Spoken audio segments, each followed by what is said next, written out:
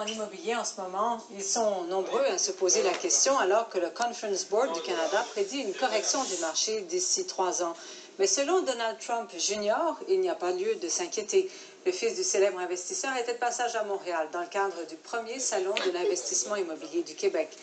Denis Martin-Chabot est allé voir. Des acheteurs potentiels de condos qui n'attendent même pas que la construction soit terminée. Plus on s'en va loin du centre-ville, bon, moins les prix sont élevés, mais autour ici, ça se ressemble. Or, le Conference Board du Canada prévient que le boom immobilier tire à sa fin et que les prix pourraient chuter du quart d'ici 3 ans. Et il y a des signes. Le mois dernier, les ventes de maisons ont baissé de presque 6 % au Canada par rapport au mois dernier. Et en un an, la diminution a été de presque 9 %. Premier marché touché, Vancouver, où les ventes ont chuté de presque 25 % en un an.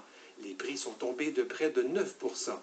Ailleurs, comme à Toronto, les ventes sont en baisse alors que les prix ont quand même continué à grimper.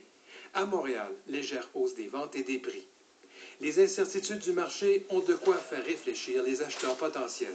Pour l'instant, je n'ai pas vraiment peur de la bulle, mais peut-être dans les années à venir. Le fils du richissime Donald Trump ne s'en fait pas outre mesure, en autant que les gens qui achètent de l'immobilier au cours des prochaines années n'espèrent pas des profits à court terme, mais plutôt à long terme.